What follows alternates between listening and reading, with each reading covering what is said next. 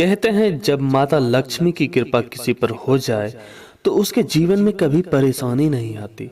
माता लक्ष्मी स्वास्थ्य, संतान, धन, वैभव तथा सौभाग्य प्रदान करने वाली देवी है। वो जब किसी मनुष्य पर अपनी कृपा दृष्टि डाल देती है तो उस मनुष्य का जीवन सफल हो जाता है। ऐसी ही एक पौराणिक कथा के अनुसार माता लक्ष्मी नौकरानी बनकर माली के घर में बरकत की और उसके परिवार को खुशियों से भर दी।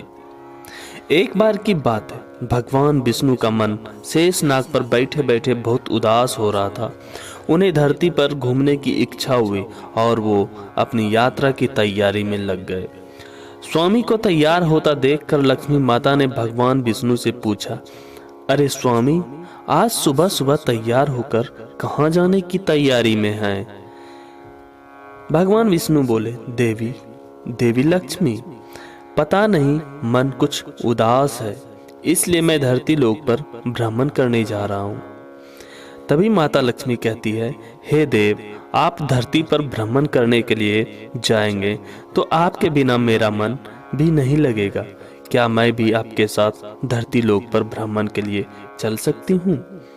भगवान बोले, ठीक है देवी लक्ष्मी, पर उसके लिए तुम्हें मेरी एक शर्त माननी होगी। तुम धरती पर पहुंचकर उत्तर दिशा की ओर नहीं देखोगी। देवी लक्ष्मी मान गई और कहती है, ठीक है स्वामी, मैं धरती पर पहुंचकर उत्तर दिशा की ओर नहीं देखूंगी। मुझे आपकी शर्त मंजूर है।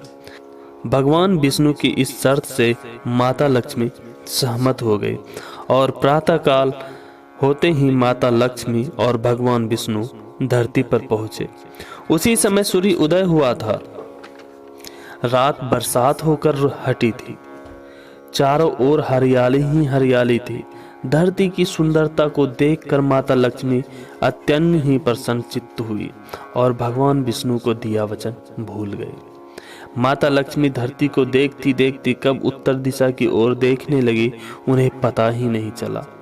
धरती का वातावरण देखने में कितना मनमोहक है और वो फूलों से भरा खेत, ये तो कितने सुंदर फूलों से सजा है। मैं ये फूल अगर यदि तोड़ लूं। उत्तर दिशा में माता लक्ष्मी को बहुत ही सुंदर फूलों से भरा खेत नजर आया और उसी तरफ से खुशबू के साथ बहुत ही सुंदर सुंदर फूल खिले थे।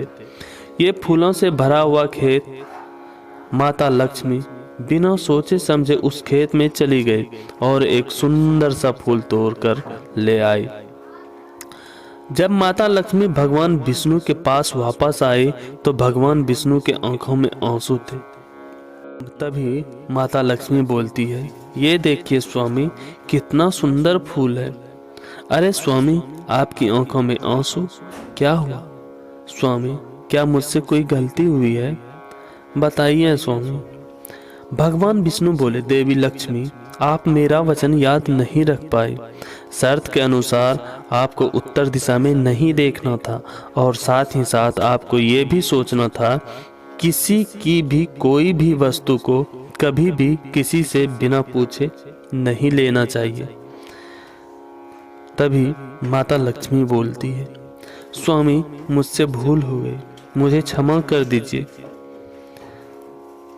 देवी लक्ष्मी, आपने जो भूल की है उसकी सजा आपको जरूर मिलेगी। भगवान विष्णु बोले, आपने जिस माली के खेत से बिना पूछे फूल तोड़े हैं, ये भी एक प्रकार की चोरी है।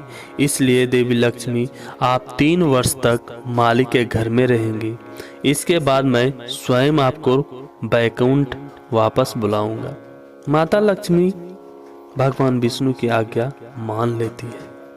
माता लक्ष्मी ने चुपचाप सर झुकाकर वचन स्वीकार किया और भगवान विष्णु बैकुंठ लौट गए।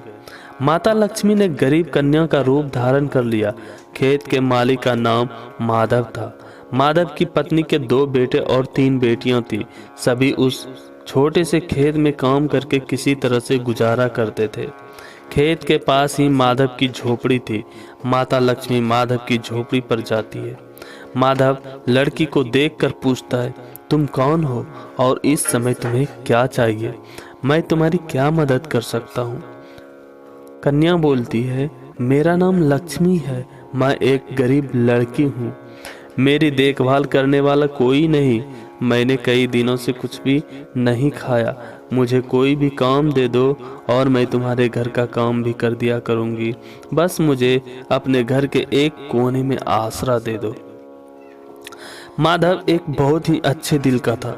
उसे लड़की पर दया आ गई और वो लड़की से बोला, देखो बिटिया, मैं तो बहुत ही गरीब माली हूँ, मेरी कमाई से मेरी घर का खर्च बड़ी मुश्किल से चलता है, लेकिन अगर मेरी 3 के जगह 4 बेटियां होती तो भी मैंने ही गुजारा करना था।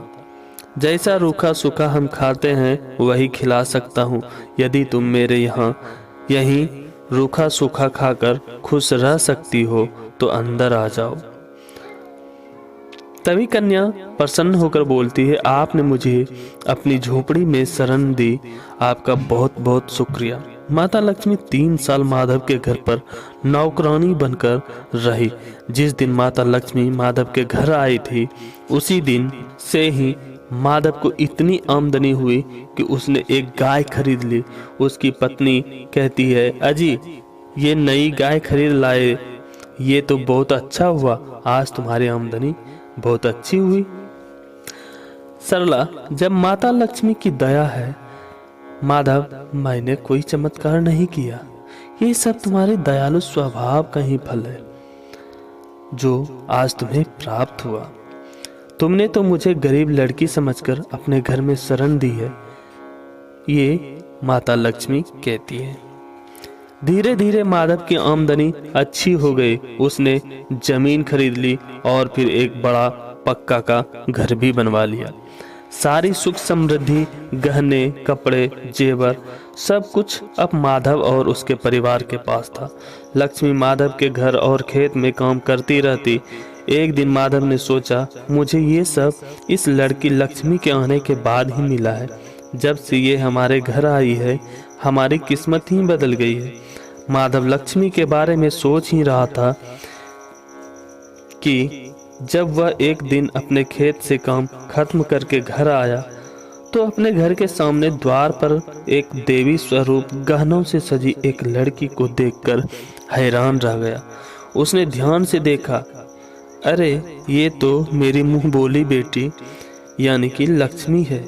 क्या ये तो साक्षात माता लक्ष्मी है। माधव ने अपने पत्नी और बच्चे को बाहर बुलाया। माधव का पूरा परिवार बाहर आ गया। सब हैरान होकर माता लक्ष्मी को देख रहे थे। माता लक्ष्मी, हमें माफ करना, हमने अनजाने में आपसे अपने घरों और खेतों का काम करवाया। माँ, हम आपको पहचान नहीं पाए।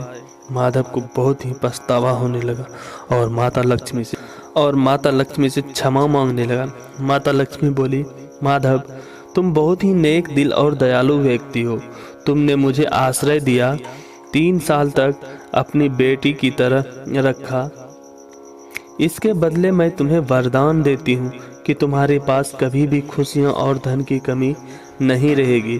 तुम्हें सारे सुख मिलेंगे जिसके तुम हकदार हो। माधव और उसके परिवार को आशीर्वाद देकर माता लक्ष्मी अपने स्वामी भगवान विष्णु के द्वारा भेजे गए रथ में बैठकर बैकुंठ वापस चली जाती है। माधव और उसका परिवार हाथ जोड़कर माता लक्ष्मी का गुणगान करता है।